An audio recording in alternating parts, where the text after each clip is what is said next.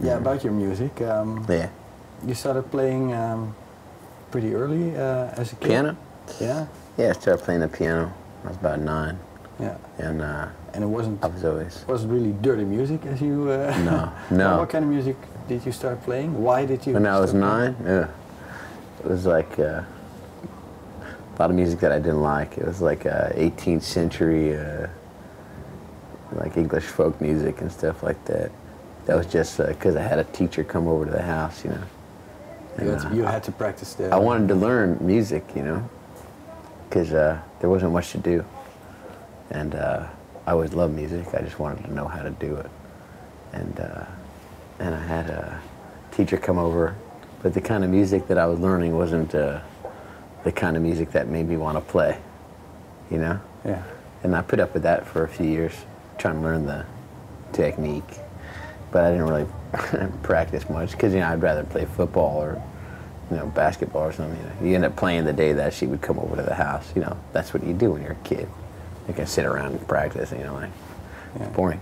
So, so then ultimately I, you know, asked about certain things technically that would help me to learn on my own. You know, how to make a chord, how to read tablature, stuff like that, guitar tablature and things like that, and apply it to the kind of music that I wanted to play, you know, which is more popular style music, you know, like classic rock and stuff like that. Do you remember what were the first songs that you did like, that you could play? First songs I did like I could play?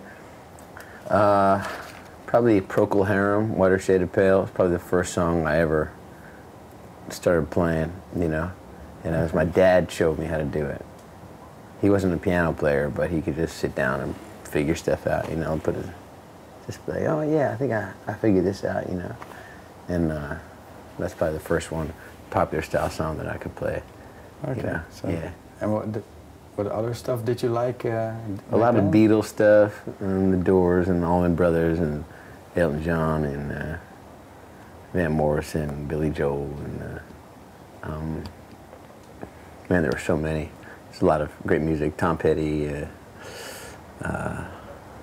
yeah, tons of bands, man. Okay. Lots of mostly it was a lot of baby boomer rock. Yeah. You know, I like that stuff. My parents' generation. Yeah. I like those recordings. Something about I think a lot of it had to do with the recording process. Then, the equipment, the gear it was imperfect, but there's something about that imperfect gear.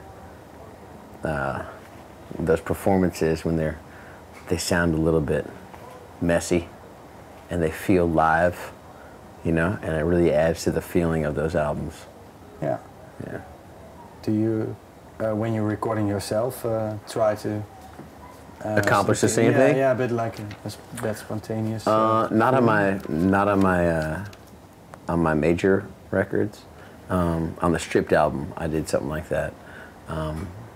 For these records, I don't do that, but maybe when I get a chance to do some more re-recording and things like that, ultimately, you know, down the line, I'll be able to make it sound a little bit dirtier, you know, because I think it just adds so much feeling to the songs. Some of those natural distortions of the microphone, and things like that happen on those older albums and those, you know, those rock records, and on those early soul records, you know, the Sam Cooke albums and Otis Redding, and